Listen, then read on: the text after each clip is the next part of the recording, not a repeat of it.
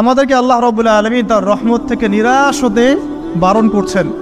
যে যত পাপ করেছে জীবনে, যদি একটা বার কেউ যদি আল্লাহ পাককে মন থেকে ডাকে, চোখ দিয়ে ঝরঝর করে পানি পড়ে, আল্লাহ পাককে বলে, সেজদায় গিয়ে পড়ে আল্লাহকে বলে রব্বিক ফিরলি, আল্লাহ আমাকে মাফ করে দাও, তার মনের মধ্যে যদি সততা থাকে, মন থেকে যদি সেই কথাটা বলে থাকে, আল্লাহ পাক শুধু তাকে ক্ষমাই করবেন না, তার সমস্ত গুনাহগুলোকে আল্লাহ নেকি দিয়ে পরিবর্তন করে দিয়েছে।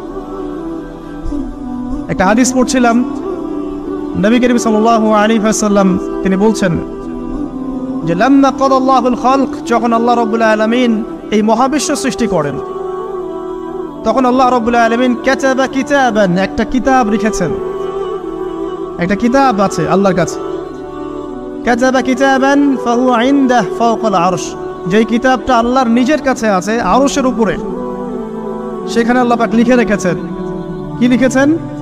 ইন্না রাহমাতি সাবাকাত গদাবি, প্রতিটা ক্ষেত্রেই আমার রহমত, আমার দয়া, আমার করুণা আমার গজবকে পরাজিত করেছে। মানে আল্লাহ রাব্বুল আলামিনের গজব